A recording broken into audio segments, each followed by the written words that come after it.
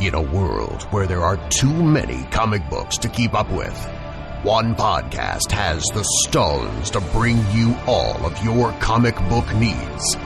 Week by week, book by book. One epic show.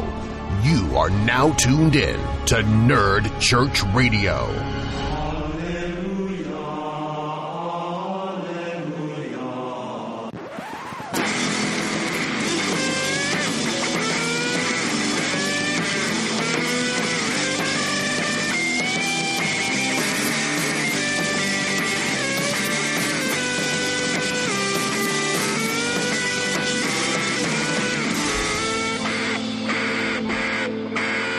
Hello and welcome to Nerd Church Radio, DC Communion, episode number 17. I'm your host, Ben Dupay. Hello, everyone. This is Noah O'Toole. And I'm Ariel Dupay. And we are your DC comic book pseudo-experts. So, there you go. Yeah, I'm going to change that every week now.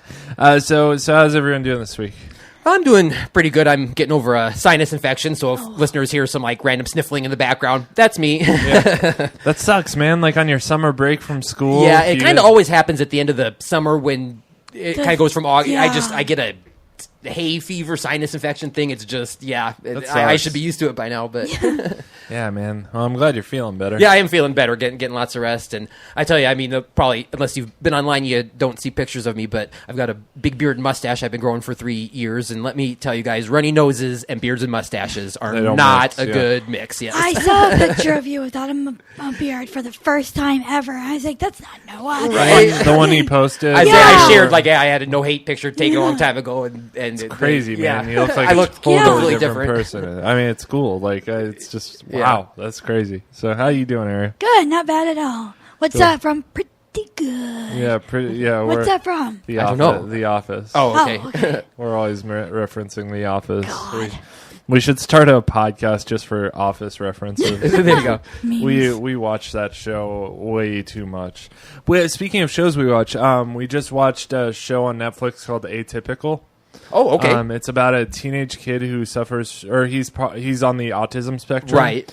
Low spectrum. Low spectrum, highly functioning, but Right. still very, very different from a normal person. Mm-hmm. I don't want to say normal, from a typical person. I guess. Right. You know, he's atypical, so it's it's interesting to see. I'm sure that it's not super accurate with a lot of people, because Right. autism is one of those things that there's just such a wide spectrum of what people suffer from and Right. how that affects their lives. But very good show. I don't know. A lot of high school drama and stuff. If you like 13 Reasons Why, I feel like you would probably like this show. Okay. Too. It's a lot lighter than that. Sure, yeah. At times, yeah. A lot more comedic. Yeah. Yeah. But it can get intense Yeah, I mean, sometimes. yeah. But it is a good show. Man, Netflix they got to end every one of their shows the season off on a cliffhanger. Right. Pisses me off, man. They do it every time, and every time I'm like, Yeah. Well, and I think I saw on your Facebook too. I completely agree, because it's frustrating, because you don't know what things are going to be renewed. You don't and know. so I loved the show The Travelers, and I watched the first season of it. It was so good, typical cliffhanger ending, and I'm on pins and needles waiting to even find out if there's going to be a next season, much less what's going to happen. So yeah, and I don't want to spoil anything because it's a brand new show. We binged it a little bit. Ariel actually didn't even see all of it. I just watched it when I had time. But yeah, man, there's this big cliffhanger. It's I don't know if they're going to renew this show. I don't know how I popular hope it'll so. be. It was really awesome. yeah, Netflix does like to renew their stuff. yeah, though. and they are good at if the fans want it enough, they make things happen, and they bring stuff back from the dead. Yeah. Things have been canceled. So Well, there's no ratings for Netflix that are public like TV ratings are. So it's really hard for people to know if something's going to get a renewal, because we don't know their data. I bet they look at social media and see how much things are talked about. Because they can see the number of views and stuff too. Yeah, because The Ranch, I think at first wasn't very popular, but somehow it just kind of blew up. yeah. And it was all Sleeper. over social media. Yeah. Do you like The Ranch? I haven't seen it. I mean, I generally don't watch comedies. I mean, if I don't necessarily dislike them, but I like scary or adventure, so that's what I gravitate towards. But Now, speaking of scary, we did see Annabelle Creation. was it scary? I've heard that it's liked it. finally a scary one. So, Well, not that the other ones weren't scary, but I don't know. I don't know, man. Ariel and I have very vast, different opinion. Ariel loves those movies. I feel like anytime I watch a movie from that universe, I'm watching the same movie every time. Right. Like, I honestly couldn't tell you something that happened in any of them other than the one I saw yesterday. Yeah. Because they don't stick with me. They're And just... I can tell you exactly what happened in every single one in the order. So you thought it was, did you think it was the scariest? I wouldn't put it above The Conjuring, the very first Conjuring, but it was still very good. Got it. I mean, I don't know. It's just jump scares, and I don't know. To me, it's like I go to horror movies for like campy horror, like Evil Dead. Oh, sure, that's all good like, too. But that's one of the most. Besides its campiness, it's also one of the most creative paranormal movies that was ever made. Just the stuff they did with like the light bulb filling up with blood and exploding, or like when he looks in the mirror and like it's liquid, you know, and he enters a different. Like that stuff is so creative, and I feel like the Conjuring movies are just like every time like I don't get scared by them because it's like. I know, like, okay, jump scares, suspenseful moments, something's moving behind them. Like, right. And this is what we were arguing about because, like, of course, like The Shining and Freddy Krueger, those are always going to be just better movies in general, just for how they're made. But I still love and appreciate what I'm seeing because I love horror so much. And I know it's not the best movie ever. And I love horror, too. Yeah. But I jump easy. Yeah, I'm victim to those jump scares. Like they get me every time. I mean, I know they're coming too, but I think that's why I like them because I like being scared. Oh, yeah. So. What this guy did to me, you So know, we're- at Flex. Yeah, you want us to tell it? yeah. Can I? Yeah. Because it was the I'm so funniest thing. mad. So we're at Flicks, and we like to sit in the handicap row if we can. You know, if there's no handicap people, they'll let you sit there.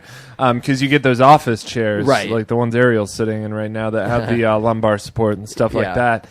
So it's right before a jump scare is going to happen, and I'm sitting next to her. And right before the jump scare, I hit the lever on her chair that makes her chair go down all the way. Freaked her out. I man. bet. So mad. My heart was pounding. I bet. Yeah, it was great. I think it was my best scare yet. So, all right. Well, that's enough of that. So we are DC Comics fan podcast. If you couldn't tell by all the DC Comics things we've just been talking about, we do like to spoil the crap out of these comic books, weekly releases. So if we put the show notes in there to let you know which books we're talking about at which times, and you can skip ahead if we're talking about a book you don't like. And stuff like that. So we typically go into the news, but really quick, we are going to jump into a quick mail segment.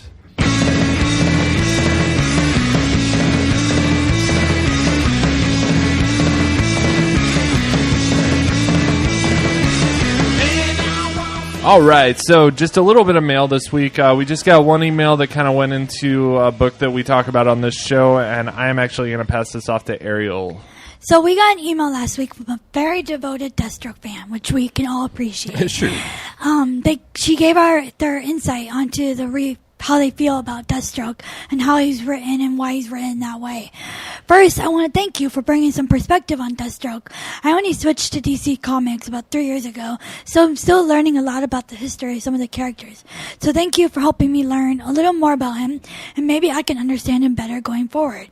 Because I think for me, I wasn't enjoying the genuineness of his religious turnover. Yeah. She kind of explained that, he's a bad guy first and foremost. So, of course, how we perceive goodness and turnover is going to be different. So this listener was pretty upset and asked for me to stop reading the book altogether. I wasn't going to bring it up at all, but I think it's important to say that no one should ever tell you to stop doing something because they don't like the way you're doing it. I love comics, and I love getting together with my friends every week and talking about how we felt about those books. But also, we all work and go to school, and I have a lot of medical issues that kind of take up a lot of my time. So if I mess up or get a fact wrong, please email me and let me know, and I'll correct myself, and going forward, I'll have a new understanding. But don't tell me to stop doing something, because if you're passionate about something, you should go for it no matter what anyone says. So. Yeah. We're not going to stop reading any of the books, so no. that's not going to happen. I mean, we're just not going to stop doing I've given Deathstroke a holy every time. Right. I can understand it's a good book. I'm not there yet just because I don't know the history of it. I agree, and I don't think I actually liked hearing that perspective because there was a lot I didn't understand. So it was some of that was good, but I doubt I'm going to like him any better, though. I mean, I think he's a pedophile. Yeah, I don't think DC's ever come out and said that, but I don't know. His penchant for young girls, Tara, is just kind of creepy. And he's a bad guy, but so it'll be interesting. I can't actually. I'm looking forward to the next Deathstroke kind of see. Yeah, this reader is also really mad because we keep nagging on the outfits. Which they're terrible. They are bad. I outfits. know. I'm sorry. Like they were stolen from the 1990s X Factor. Right? Yeah. We will continue to nag on terrible clothing if it's in the comic books. It's we will.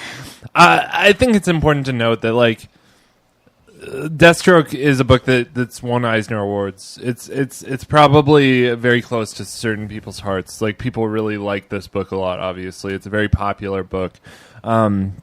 And our opinion isn't the end of the road by any means. I mean, we're just three fans who like to talk about comic books. So, we appreciate any feedback you send us, but we're not going to stop reading a book, obviously, or anything like that.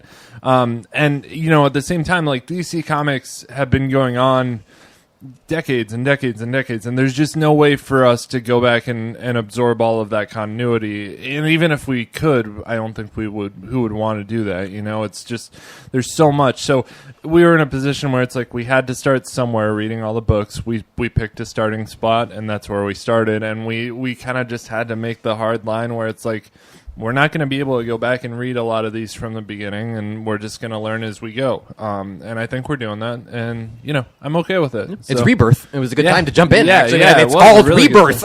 Yeah, totally. So it's all good. We appreciate the feedback and stuff. If you guys ever have feedback to send to us, we do appreciate that. If you guys ever have constructive stuff or stuff you really enjoy about the show too, we appreciate that. But yeah, that's all we got to say about that, I think. So when was Superman #1 written? 1938. Yeah. So in 2038, it'll be 100 years. That's crazy. Yeah. Crazy. That will be here before we even know it. Oh, too. yeah. Yeah, I know, right? So that's all we got. You had some news, Just Ariel? some quick things. Yeah, well, why don't we go into that? Yeah, go for it. Was it intro music? Yeah, no. Because they're both short segments. There we go. We'll just combine them. For the animation fans out there, they are re-releasing Justice League New Frontier, and it will be out October 3rd for you guys. So grab on that. Super cool. I have that on DVD. Yeah, for the first time it came out. Yeah. I always get annoyed when re-releasing because it's like you're just trying to get my money. Yeah. And the second thing, there's been a lot of reshoots on the Justice League movie. I read that. And it's kind of cool because some of the actors, specifically Cyborg, the guy who plays Cyborg's dad, has come in and said, a lot of these reshoots are kind of lightening the tone of some of the characters, especially Cyborg. And I think so Joss Whedon's coming in and it's like, okay, we need some more humor. Yeah, we need to undarken this dark world we have. So I'm kind of excited now that Joss Whedon's like, he's not just being like, he doesn't want to overstep Zach's bounds, but he's putting in what he's so good at. I would say I read something that went even a little further and said that what I read said that he scrapped the ending altogether. Yep, and I heard so that too, yeah, there was like rumors that it was going to be like a cliffhanger ending, and then they kind of we're like, well, no, we don't want to do a cliffhanger ending. We want a story that's going to resolve itself, self-contained. Which I agree. Like, for your first team up, you really need to make it a full movie, front to back. Just make it a good story. And like, if you want to tease something in a post-credit scene or something like that, go for it. But definitely, like, don't leave people hanging or whatever. That's not a good idea. Well, DC doesn't do post-credit scenes, do they? Yeah, sometimes. They've started doing them. They didn't. Suicide Squad had one. And, that's they true. didn't do it I think for Wonder BVS Woman. did. And, no, Wonder Woman BVS didn't. No, they did have a scene that they released on the internet later. Zack Snyder, that's right. Yeah. Zack Snyder said he didn't do it because they didn't. They were like, well, Marvel does that, and we don't want to be like them. But I think like with Suicide Squad, they've acknowledged that it's like, okay, Marvel wasn't the first person to do a post-credit scene. Like, that's been a thing for a long time. So it's awesome. Yeah. And it kind of is a wink to the fans to set up the next movie. It's like a little teaser. You know, so. Unless you're Spider-Man Homecoming, then it's just a big F you to you guys. Oh, yeah, right. Yeah, that was annoying. So, did you have any other news, Nope, that's Ariel? it. Okay, well, we will move things on to the book reviews.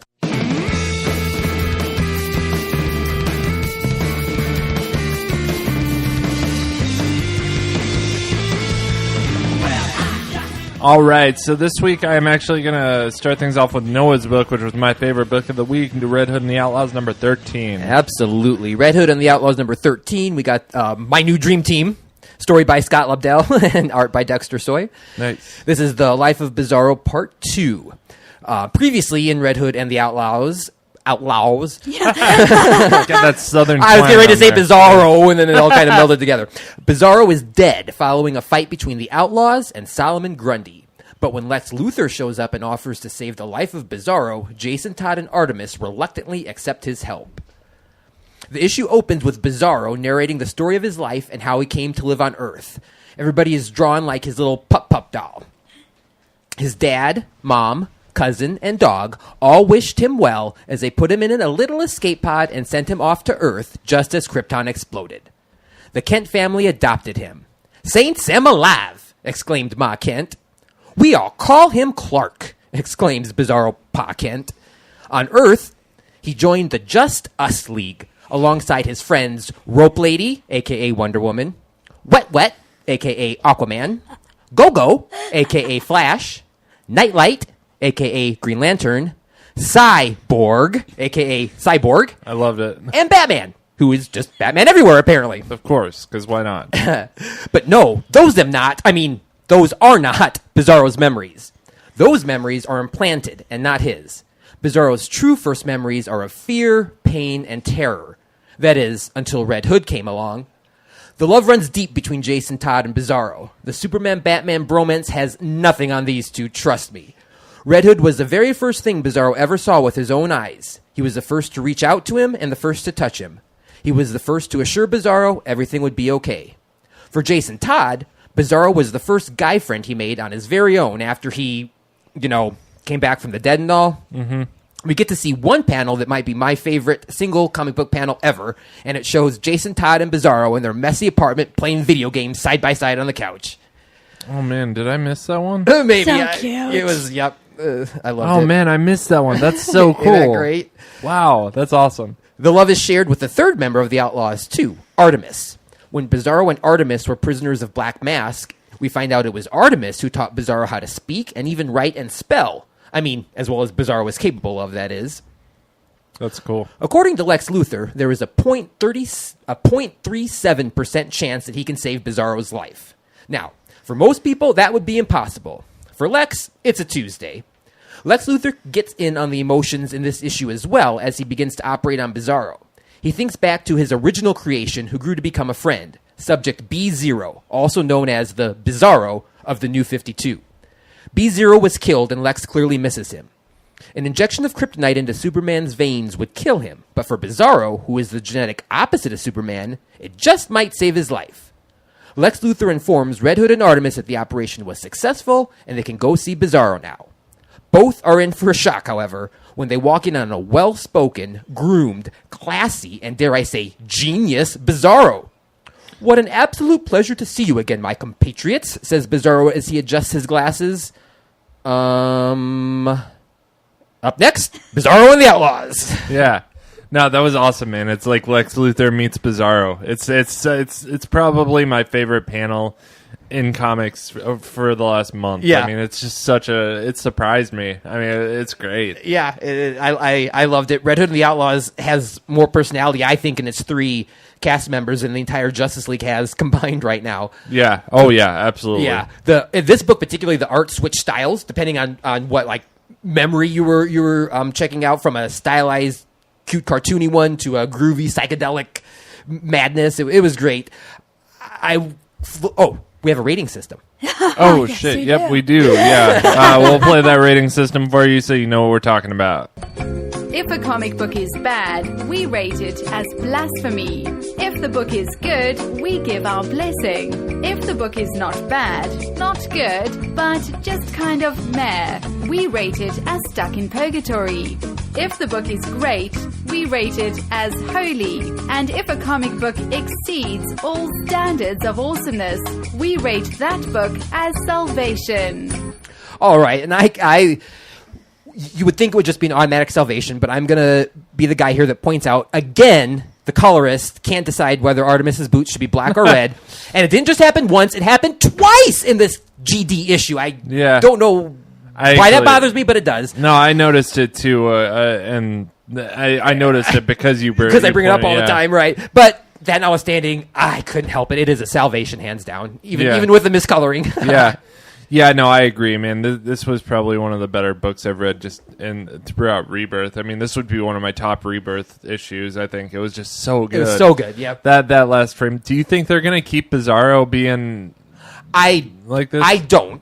You don't? I kind of hope not, because it takes away the charm, for me, of Bizarro. I kind of like him as the Scooby-Doo of the bunch, you know. But it's almost like Smart Hulk, you know. It's right. Like the character evolved a little bit to become something more. I don't know, man.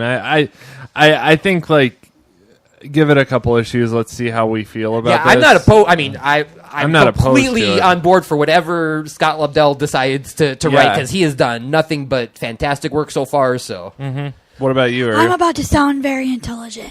There was a SpongeBob episode where SpongeBob's really, really not intelligent friend Patrick became intelligent for a day, and like he missed being dumb, so he like switched brains. But I was thinking about that the whole time, and oh my gosh, the beginning was so freaking cute.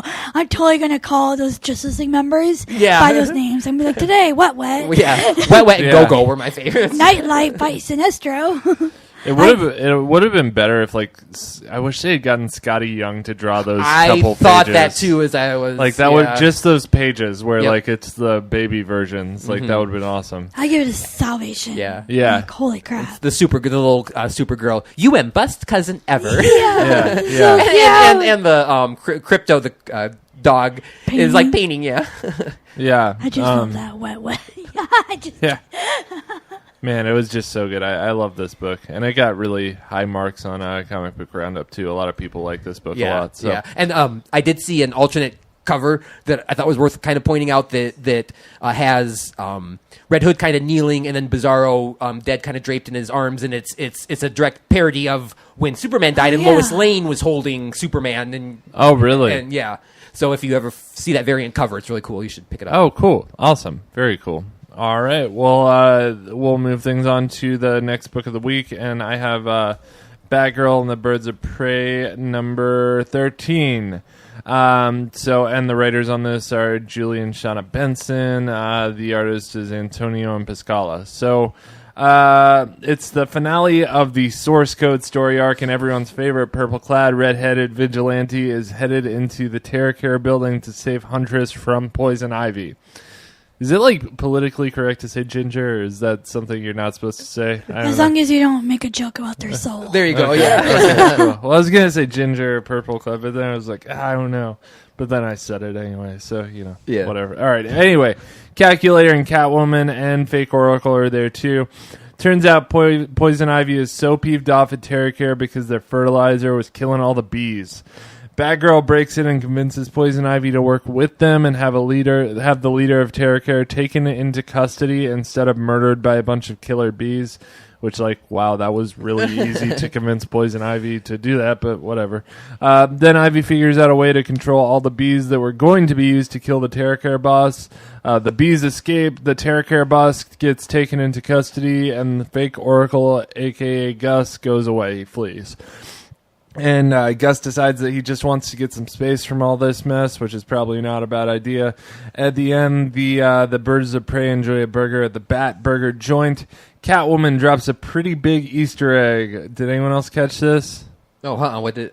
Towards her possibly being engaged to Batman. So at the end of this issue, they're all sitting there having dinner. Let me find the page really quick. And they're talking about, like, what's next for them. And Poison Ivy says, "What's next for you, Selena?" And she says, "I've got something on the horizon keeping me engaged." Oh, right. So, yeah. I don't know, man. I think she's going to say yes to that proposal. That may be a hint to it or whatever. I do, too. I hope so, but that's another book for another time. So. Yep. And then we end the issue with the Birds... we end the issue with the Birds of Prey along with Poison Ivy and Catwoman being called to action by the real Oracle for some problems in downtown and uptown. And that's it. Did you guys catch our artistic mistake?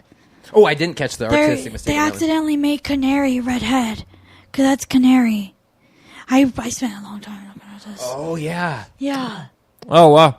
Yep, Weird. they sure did. Yep. There's a lot of girls in Because this book. they probably just assumed she was Barbara Yeah, with the I got glasses, that too. but Barbara's Batgirl right now, so she Yeah. yep. It's like, yes, I caught something Good for you. you. Yeah, yay. Yeah, there is a lot of girls in this book, so I can see where it's like it might, and they all have long hair, Right. And it's like there's a lot of close-ups on just their faces, And they all look pretty similar. Yeah, cartoon girls tend to like, their hair color is what separates them A lot of times, because a lot of the time they have the same figure and the same facial Right. features and stuff. So, but I don't know. I enjoyed the book mostly. I mean, I thought the artwork was kind of weird on some parts. It was a bit odd. I thought Poison Ivy being convinced to turn to the good side so quickly was kind of odd. Like that really didn't take very very much from. And Selena.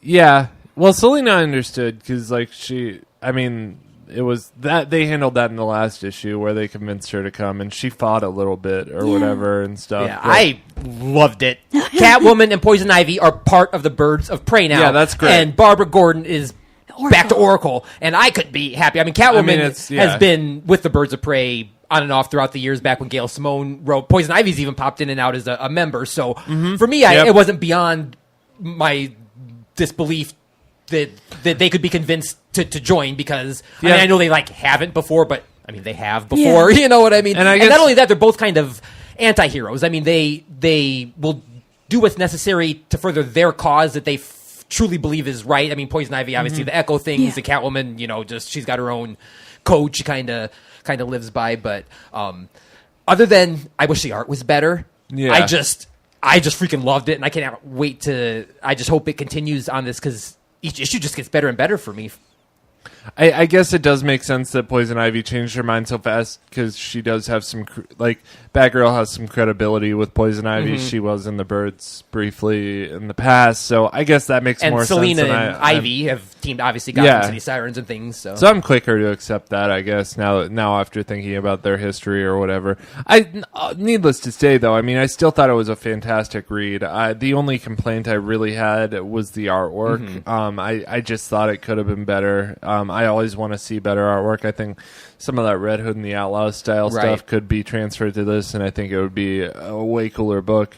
But overall, I don't know. I'm still a little holy on this. What did you think of it, Ariel? Man, just the whole seeing Barbara Gordon as Oracle again put it in holy for me. She's a woman in the chair. yeah. No. Yeah, No. I get it. Yeah, and for me, it was definitely a holy two. If it would have had, the artwork that Red Hood and things have, more, I hate to say, but glamorous art, it would have easily been a salvation issue for me. But holy, so I really like that realistic, style. Yeah. It draws me in more and Right. it makes it more real for me. Yeah, I really like if Brett Booth or someone got on this, that would be so cool. But yeah, overall, still a very fun read. And if you're into Batgirl, it's definitely something you would like. And if you're not into Batgirl, it's still I probably say for this, something. if you're into any of the Gotham girls, Yeah, man, just DC Pick it up, girls yeah. as a whole, I think it would be something you'd really enjoy. So that's all we got for that, and we will move it on to New Superman number 14. Written by Jean Luen Yang, pencils by Billy Tan, and inks by Cairo. And colors by Hi-Fi, which Hi-Fi does a lot. he does a lot Holy of colors, crap. but boy, is he good at it. Is he I a think- he or a company? No, it's a Or company. it's a company. I say Oh, he okay. just by right. Yeah, I think. Yeah, I looked that up once. It's like a group of people. Alright, that I don't makes know how more big. sense. I don't They- know how yeah. big it Yeah, is. they're good. Emperor Superman has sent his villains to seize the city of Shanghai, effectively putting in place a force field isolating the city from everyone else. Little does he know, Amanda Waller already has her Task Force X on the inside. So crossover coming. Yep. That's pretty cool. Meanwhile, China Flash is helping Wonder Woman become rooted in her love for her life, helping her transform from snake to woman once again. Well, for the most part at least. Ming Ming, who is Wonder Woman, finally gets through to the team and lets... Oh, nope, wrong person. Ming Ming is someone else. Finally gets through to the team and lets them know that the Emperor has turned the Shanghai Tower into a prison. So the League makes that priority number one, while I Ching battles his evil self, which I might be confused on this because there's a bad, and they look so similar. Yeah. That sometimes I get confused if it's the same person or not. But so it must be like a evil brother or something. I don't know. But I guess You haven't been reading it, so. Yeah, no, I'm behind on this one. Flash and Keenan head to the top of the tower and make their way in clumsily. Bat and Wonder Snake meet them in the middle, and Bat is confronted for his weirdness against Wonder Woman. He finally admits his true feelings for her, which helps her transform all the way back to human. And of course, this grosses Keenan out, because she's a snake, dude. Keenan rushes in to save his family and realizes his father is in a watery substance and frees him from that. Keenan wants to assure his parents' safety to the bottom of the building, but the cries of others force him to stay inside. He confronts the Emperor with all that he has, but in the end, the Emperor is not killed by his hands. Instead, the Suicide Squad steps in. So I'm really... you guys know how much I love this book. I cannot wait to see why Amanda Waller cares about the China right now. So I can't wait. She's behind everything. I just know it. So this is one of my favorite books coming out of DC. This one I get more into it when there's more cultural stuff in it because it's just so amazing to me. I even tried looking up Chinese rhetoric I could write my review in, but did you know haiku is actually Japanese, not Chinese? Okay, yeah. Oh, I didn't know that. Because I was going to write a haiku, and I was like, no, that's... yeah. But I give it a holy.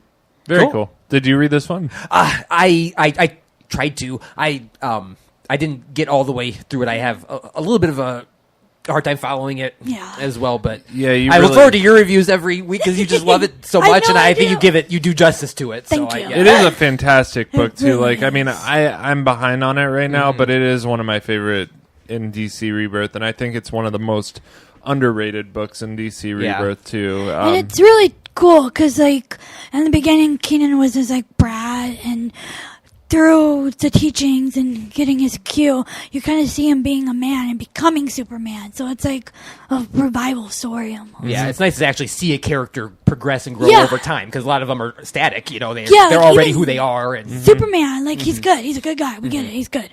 Right. With Keenan, it's he's still a brat sometimes. Yeah, no, it's cool. Oh, I just love this book so much. That's awesome. All right, cool. Well, we will move things on to our next book of the week, and that is Suicide Squad number 23. All right, another excellent book this week. The story was by Rob Williams, and the art was by Gus Vasquez. This is Kill Your Darlings Part 3, Out of Control. So what's been going on previously in Suicide Squad, Harley Quinn is the new leader, and Captain Boomerang has been revealed as a traitor, and the team has left him to die in Siberia. Amanda Waller has issued a new order: take Batman and Killer Frost into custody. This issue smartly ties into one of the best crossover events of Rebirth, Justice League versus Suicide Squad. We see flashbacks of Batman and Amanda Waller discussing Killer Frost and their contradictory views of her. Amanda Waller sees her as a monster who will never amount to anything more. Batman sees the value in Caitlin Snow and wants her for his team. It turns out that the only reason Amanda Waller agreed to let Batman have Killer Frost is because he admitted he was wrong. I repeat, in this issue, Batman admits he was wrong. This is history happening. Exactly. Yeah. What he admitted he was wrong about was he said that Killer Frost showed that there was value in Amanda's Task Force X. So Batman was wrong. So it appears that the Suicide Squad has replaced Captain Boomerang with El Diablo, an obvious yet curious choice given Killer Frost's powers. The Suicide Squad descends on Gotham City and attempts to apprehend Frost.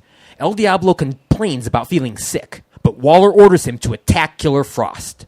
Frost can't believe her luck and their stupidity to send someone like El Diablo after someone whose power set basically equals a heat vampire. Killer Frost instantly leaps at Diablo, absorbing his heat and growing exponentially in power, all while slowly killing him.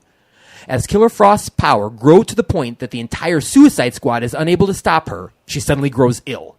It's pretty clear that Amanda Waller poisoned El Diablo, knowing Killer Frost would be unable to resist using her powers and ultimately proving Amanda Waller right. Well, suddenly the main show arrives as Batman swoops in and fights the Suicide Squad. He evades and parries their every move as a bat device begins to calculate something. After enough time has passed, the calculation is complete. What was Batman calculating? The frequency of the Suicide Squad's brain bombs, of course. Batman also smiled in this issue, which was really weird. Yeah. Batman uses the frequency to knock out the entire squad. minus one very important member, Katana. Katana has never been a prisoner, only fiercely loyal to Waller, which is why Amanda never implanted a bomb in her head. Katana's soul sword shames her as she attacks Batman, knocking him into a frozen lake. She retrieves the unconscious Killer Frost and Suicide Squad members and returns to Belle Rev. The fight is far from over, though, as in the last panel, Batman survived the attack, and we see him crawl out of the frozen lake and scream, Waller! Next, Bats and Belle Rev. Yeah, man, that was a pretty epic ending. Just an epic book. It showed the veracity of Amanda Waller and how ruthless she is, and it showed Batman being, just who he is. And right. Just their heads butting. And I don't know. It's great. I really enjoyed this book. I did too. Everything again was it was all done right in this book, from the art to the writing. Piggybacking on the Justice League versus Suicide Squad was brilliant. I mean, it's a completely new story. You know what I mean? But you still get that fun, and you just remember how much fun that was.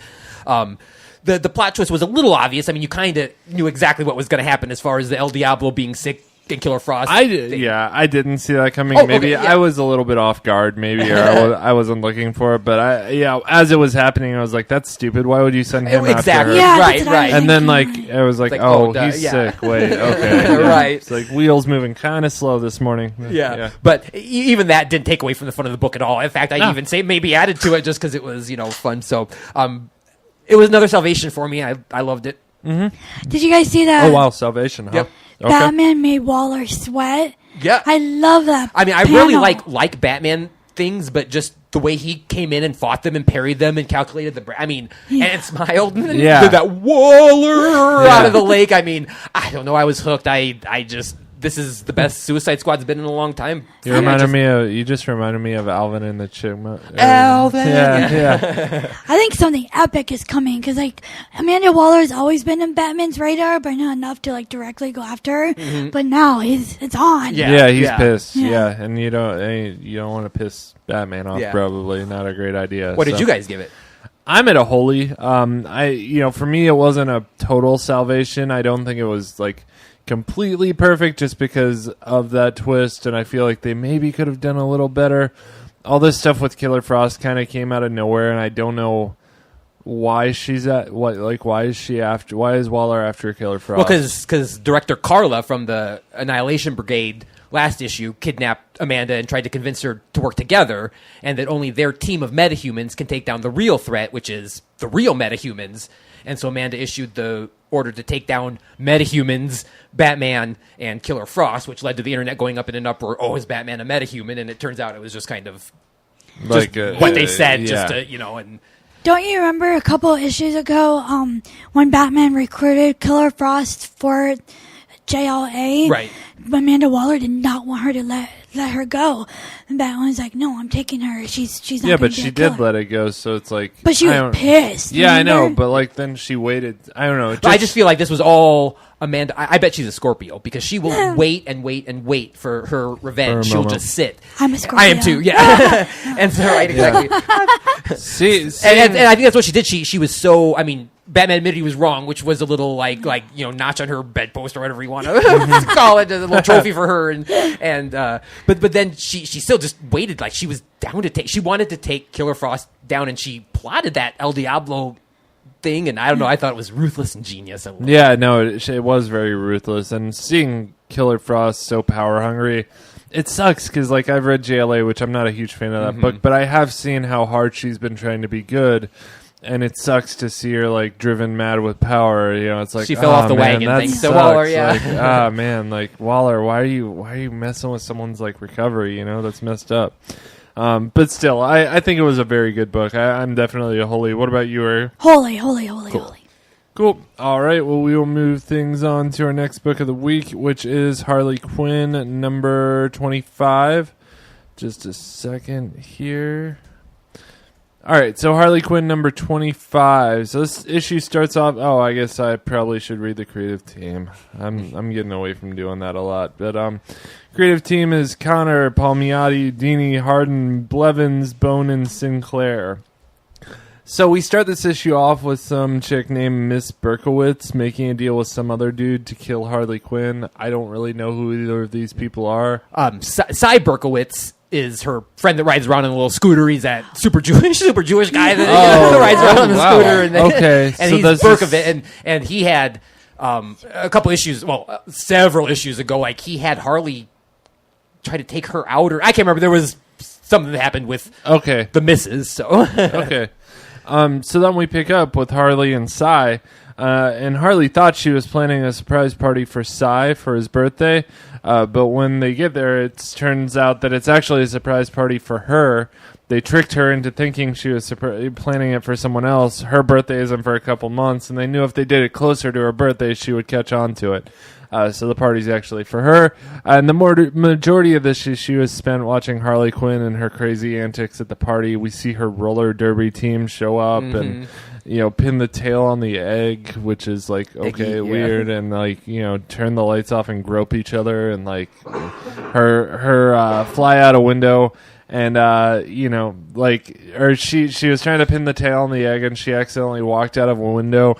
And then you turn the page over and Power Girl saved her. And, like, the majority of the page is just taken up by Power Girl's cleavage window. Right. And Harley Quinn is like, oh, you brought me presents. And she's talking about her boobs. Like, I don't know. But, anyway, so that was funny. Yeah. And I love how Harley Quinn, like, pokes fun at all these, like, silly things in DC Comics. But, the party's interrupted by a bunch of snipers trying to kill everyone.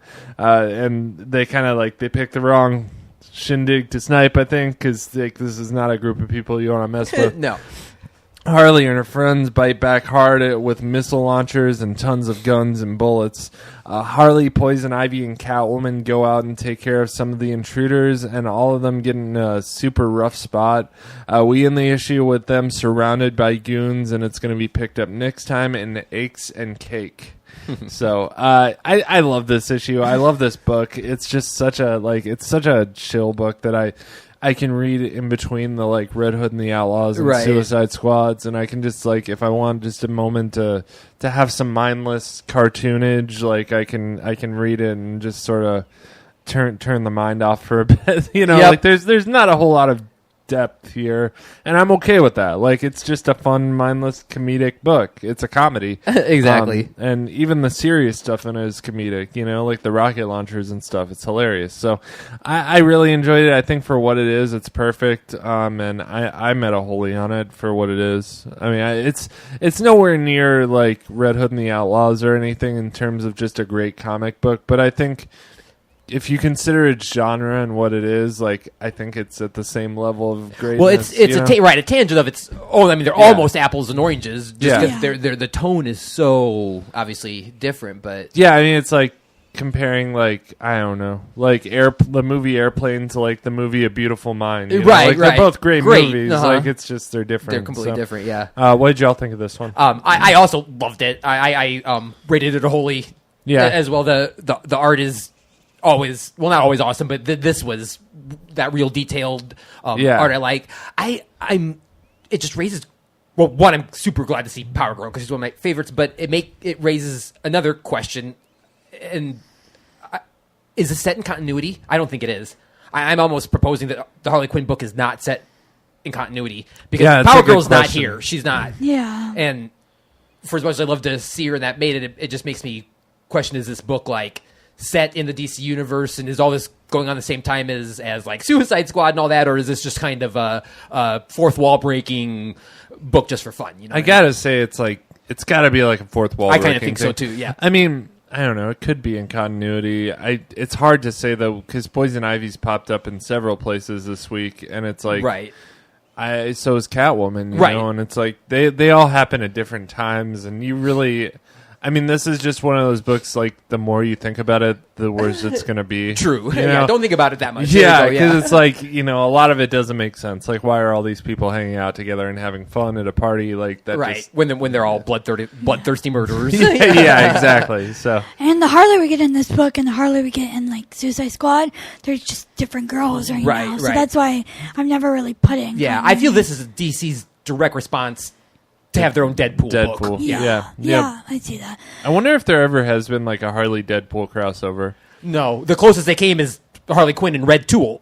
Yeah, but Marvel has done little crossovers like Yeah, with it's DC. been a while since It's they've been a had while. a company-wide crossover, but those would be the two ideal ones to Oh, do if it. I they think that ever would did, sell yeah. out. Oh man, because those are their two money makers. sure. You know, to the point where like they make too many Deadpool comics, Right. and they make too Too many many Harley Harley. comics. You know, so it's like, yeah. Anyway, what'd you think here? I really liked it. It was really funny when the assassin guys are like, "Oh, look at those hot women dressed like Catwoman and Yeah. Poison Ivy."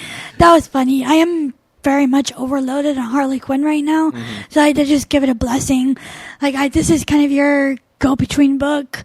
This is my let's get it over with book. Sure, yeah. So, Yeah, I just have fun with it, man. I go into it not thinking very much, and I come out the other end happy because I Right. feel like I just watch some stupid cartoon, or it's like Looney Tunes to me or something. You know, Yeah. I just go in it and laugh at the jokes. And then, like, you are right, Noah, on the detailed artwork too. I mean, like the party is such a cool scene. Yeah. Just like if I didn't even look at it very very closely, but if you sit here and look at that, you know, double splash page of the party, you can see all these little, like, you know, just funny details of, like, looks like, is there a two-headed guy in there? Like, I don't know. There's just some crazy stuff. Yeah. Someone's dressed like a Green Lantern, it looks like. I don't know if I'm seeing that wrong, or right here. Oh, the dude behind Harley, or behind Ivy. Oh no. Yeah, that's just the dude. That's the Oh the no, only I'm boy member of looking Harley at, Quinn. No, I'm looking at Ivy. Oh, that's never mind. Okay. Sorry. Yeah, her outfit, and that's another thing. Like, Poison Ivy's outfit always changes. It does change. And it's like, yeah. so I didn't even recognize her there. But there's just a lot of cool details. Yeah. Very cool artwork. So I enjoyed that. But we will move things on to our next book, which is Justice League Power Rangers number 5. written by Tom Taylor and art by Stephen Bryan, I believe. So as the world leaders are mourning Angel Grove, they get interrupted by some very interesting visitors. Wonder Woman and the Rangers burst in and let the council know what is really happening, how this threat is going to infect the entire world. That threat being Brainiac and Zed. I love people watching people try and stop Wonder Woman. I know. It's like the She's funniest part. If you guys are going to keep using guns, I'm going to have to get more forceful. Like, I love that. While they are getting in on the ground security, Flash is searching the entire Earth for Zed. When he finally finds him, he learns that Zed is having fun making monsters. On the ship, Brainiac has taken control of Cyborg, which honestly, Superman handles that pretty easily. While Superman holds him down, Batman reprograms Cyborg to become himself again. How was Batman able to do that? Because he's Batman. Because I'm Batman. Yeah. Because he has a contingency plan for everything. Yeah. Yeah, and Cyborg's like, I'm not sure if I'm okay with the Yeah. fact that you just reprogrammed me. Right? I also love, like, at the part where, well, you'll get to it later, but Batman takes the kryptonite and just, like, sticks it in one Yeah, of his right? pouches. It's like, dude, come on, you have to stop. Such a butthead. Can you imagine the crap he'd have on us? Oh, man. It's terrible. Elsewhere on board, Brainiac is trying to gloat in his glory, but Alpha 5 is killing the moon by letting Brainiac know how selfish and unintelligent he's being. I've used the word intelligent a lot on this podcast. It could be a drinking game. He's taken all these cities before they have a chance to grow and evolve, so therefore Brainiac is not really getting all the knowledge he wants. With the Elite back together and all the Rangers with their coins, they are ready to take on Zed mano a mano, but not without a little help from Alpha 5. I think that was my favorite part of the comic, when Alpha's 5 like, dude, like, you're not really doing anything. Because think about it, if Brainiac would have taken Earth when we were all cavemen, like, fail. So... Yeah. I really like it. Next issue is called Final Fight. And as much as I love Tom Taylor, I do hope it's the final fight. Yeah. The thing with this book is, like, it feels like it comes out in a weird timeline. Because there was one time there was, like, 2 months before one came out, and now it's a month. And, like, I never have to do this, but I have to read the issue before just to remember what happened. This book, it is annoying, the release schedule Yeah. for this. Because Yeah, that's it's bad. like, it's like I catch up with it, and then it's 2 months, and then it's like I forgot it even existed, and I just wish they would, like, just do monthly releases. It's a short series, you know? And, you know, Tom Taylor has a lot on his plate with the Injustice 2, and I think Yeah. this has taken the backseat to that, so I'm glad he's wrapping it up, too. Yeah, I'm hoping he's wrapping it up. I just almost wish, like, I don't know. Maybe just don't even release this until the whole thing is finished, and then release it one issue at a time. Yeah, that'd be smart. I mean, like, that would be really smart. But I don't know. Anyway, yeah, I enjoyed it though. I thought it was a fun read. This is always a pretty fun read. The only thing I suffer from on it is not knowing what the hell is going on, just because of the fact that like I forget, But otherwise, the art's really fun. I feel like it's a very simple book, very easy to understand. I feel like it'd be really good for a young audience too. I mean, like a 12-year-old maybe would enjoy this book. Well, I'm really attached just for the nostalgia of Power Rangers, and so. Yeah. Or a 25-year-old who grew up watching Power Rangers, I mean, like that's a good thing about it. So what'd you rate this? I gave it a blessing. So we will move things on to Supergirl number 12. Yep, my third great book of the week. The story is by Steve Orlando and the art is by Robson Roca. This is The Girl of No Tomorrow Part 1. Previously, what's been happening in Supergirl, following a team up with Batgirl and a trip to the Phantom Zone, Kara goes to Catco Worldwide, where Cat Grant suddenly and surprisingly shoots Supergirl with an energy gun. So we pick up on Supergirl plummeting to the streets below. She slowly regains consciousness and her ability to fly. But something's different. The balcony on the building is mysteriously gone, and other small things seem different. The air feels strange and numbing to Kara, and she's struggling to concentrate. It's almost like she has too much superpower running through her, and it's tough to keep it under control. As Supergirl flies off, she creates a sonic boom that shatters the windows of the skyscrapers and sends shards of broken glass raining down on the citizens below. Her heat vision suddenly goes berserk as well, as Kara accidentally shoots laser beams at the screaming people below her. Then, an alarm goes off, and Kara suddenly worries about being late for school. Wait, what's going on? Is this real? Was that a dream? We'll find out, because meanwhile, the Emerald Empress is still after Supergirl. The Eye of Ekron has convinced her that their paths are destined to cross and will lead to her death at the hands of Saturn Girl. Oh, wow, we're finally bringing this back into continuity. Okay. To turn fate, the Emerald Empress has assembled a rogues gallery for Supergirl, her very own Legion of Doom. The members consist of the Emerald Empress herself and her Eye of Ekron, Solomon Grundy, an undead monster with superhuman strength and near invulnerability, Indigo, also known as Brainiac 8, an inorganic being with an analytical computer mind, Magog, the supervillain whose super strength can go toe-to-toe with the Man of Steel himself, and, to the sheer delight of myself and other fans of the 1984 Supergirl movie, Selena, the sorceress portrayed by Faye Dunaway. Well, that's awesome. Together, they make the Fatal Five. The Emerald Empress wants the world to see who Supergirl really is, an evil and destructive being who will destroy the world. This, of course, is not who Supergirl really is. Rather, it's how the Emerald Empress sees her. With her powers still set to destroy, now is a bad time for Supergirl to have Solomon Grundy attack National City. Who's more dangerous to the people around them, Supergirl or Grundy? Next, The Grip of Grundy. Nice. Actually, I'm normally not super into Supergirl, right. No pun intended. Right. But this is pretty intriguing. Yeah. I gotta say, like, I'll probably go back and read this one. Yeah, you definitely should, especially if like the Justice League Suicide Squad thing is interesting. Yeah, because we pick up on that here again. Yeah, I mean the artwork is beautiful, man. It is. This double splash page with the Fatal Five on it is gorgeous, man. Like that Eye of Ekron is just so cool looking. I mean, for sure, very, very cool. Yeah, this issue was leaps and bounds better than the last storyline. Due for me at least, due in part to coinciding with the events of Justice League versus Suicide Squad crossover. For me, the Fatal Five presents the challenge Supergirl needs, and this book assures you that the stakes are as real as they feel.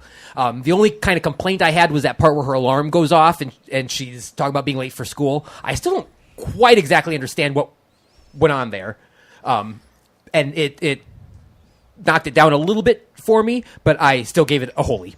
I thought this was just excellent. So I'm definitely going to read it. I mean, this looks like something I would be into. So, yeah. Did you read this one? Yeah, of course. It's really cool. My favorite thing about reading all the comics is like finding themes and trends throughout all the books, and like it's cool because in Flash, he's also suffering from like an overdose of powers right now, so kind of see the correlation there. Yeah, and the whole someone keeps telling people that in the future these superheroes are going to destroy you. So like, go get them now. Yeah. I like it. I do love Brian Ching, but this art was really great. So I'll accept that he didn't do it. The Fatal Five are badass. Holy crap, that was such a cool page. I gave it a holy. Nice. Yep. Very good book. Cool. I was trying to find the alarm clock thing. It's one of the earlier scenes. And I'll just really quick too. If anybody has not seen the Helen Slater 1984 Supergirl movie, you should. It's a little bit of a cult classic. But Faye Dunaway plays Selena, who is a sorceress that was created for the movie, and then she transitioned into the comics. Oh, that's awesome! And then has been gone for a while. We haven't obviously seen her for probably years. And then when it was like Selena of the Fatal Five, I was like, oh my gosh! Now I want to watch Supergirl again. For like a split second, I was like, Selena, like the cat? Catwoman, right? And I was like, wait, no. Because she even has black hair. I think she's probably darker. But yeah, she looks cool. They all look cool. I like to see Solomon. That's like the scene right there where she's like, ring my alarm. Like his stuff. Oh, yeah. So I'm not sure if it's just like her powers overloading has her confused, and that's kind of what I took it as. But that one panel just kind of threw me off for just a second. But yeah, and I actually, a friend of mine just messaged me on Twitter. He runs another comic podcast, but I was like, hey, Supergirl was really good this week. He was like, says you. So I think he had a problem with the dialogue, but I'm not sure. I don't know. Yeah. Anyway, yeah. This I was looking on Comic Book Roundup is what spurred that. This actually got really high marks on Comic Book Roundup. I got an average score of 8.2. Yep. So. And I think it deserves it. I loved it, and it. I don't know. I loved it that, and I don't know if they kind of timed it all this way on purpose, but boy. The repercussions from Justice League versus Suicide Squad are just all of a sudden showing up full force in these books, and I like it. I will say I don't like Steve Orlando. He does Justice League of America, and I don't like the writing he does on that. He doesn't do good dialogue.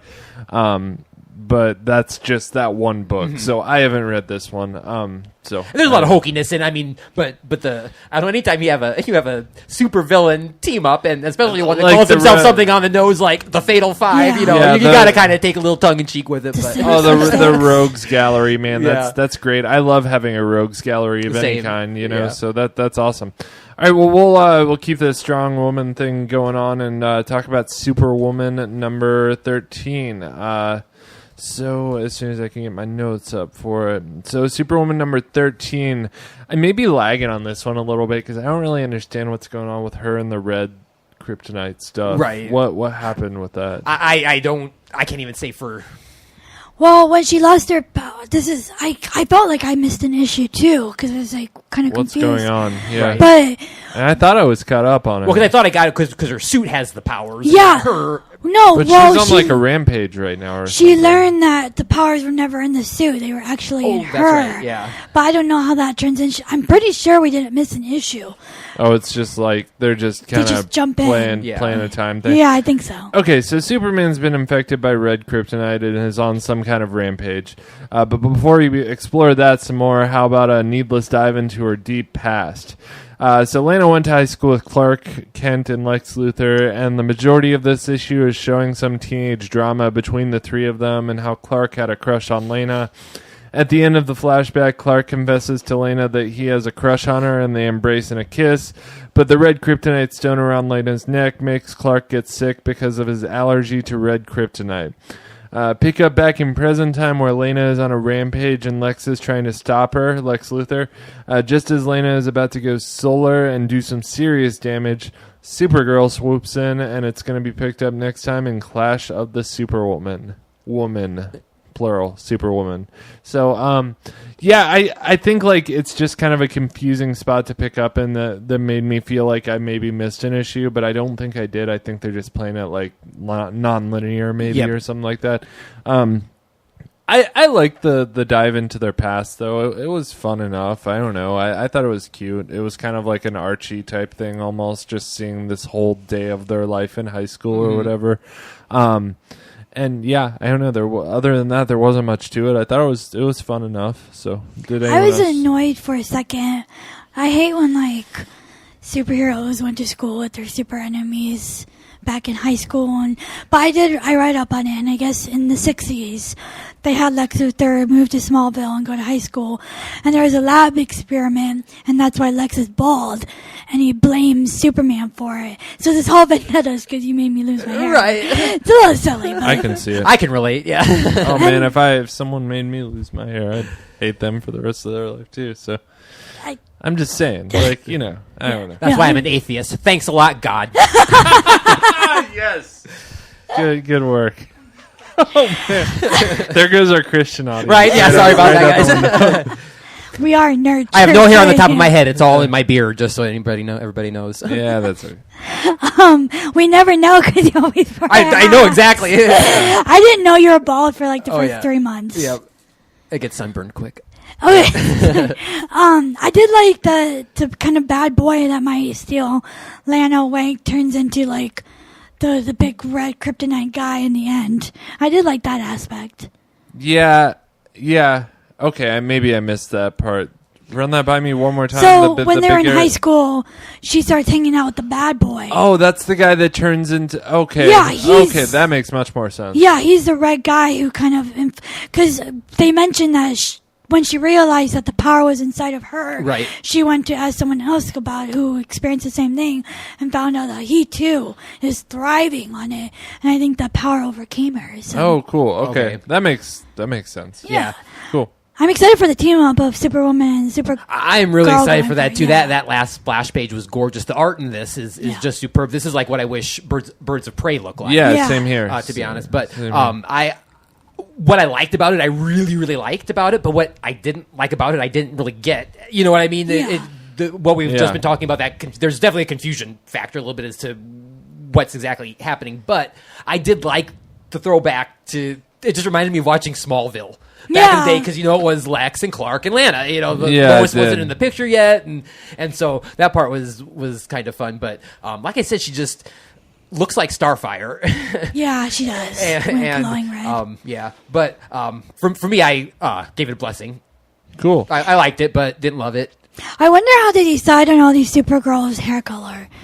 Like, in the very beginning, we'll make her blonde. Right. Because she's super. And that's the super color. Yeah. And then she'll be a redhead, and she'll be a redhead, and she'll be a redhead. yeah. Everybody else will be redhead. Yeah. Wonder Woman will have black hair. Yeah. Supergirl will have blonde hair, and everybody else gets to be right? Yeah, pretty much, yeah. So, did I rate this one? I think, no, I didn't. No, you didn't rate it. I'm in a blessing, I think, on this one. I thought it was good. What about y'all? Holy. Oh, you gave it a holy? Yep, I gave it a blessing. Yep. Okay, cool. Well, that's all we got for you guys this week. As always, if you want to find us anywhere on social media, we can be located at Nerd Church Radio on Facebook, Instagram, and Twitter. If you want to donate to our cause, help us keep the mics on, you can head over to patreon.com/nerdchurchradio. And every small bit helps. You can donate to us there, just a small amount every month, or if you just want to give us a one-time donation, you can do that on PayPal at nerdchurchradio@gmail.com. We also welcome your questions and constructive feedback at nerdchurchradio@gmail.com. And if you want to find me anywhere, I can be located on Twitter at IndieComicBen. Noah, where can we find you? On just about any social media site at Noah O'Toole. And Ariel. And I'm Ariel the Oracle on Twitter. Awesome, and that's all we got for you guys this week. Have a good one. Bye, everyone. Go forth and read comics. I stole yours. Yep, okay. Good.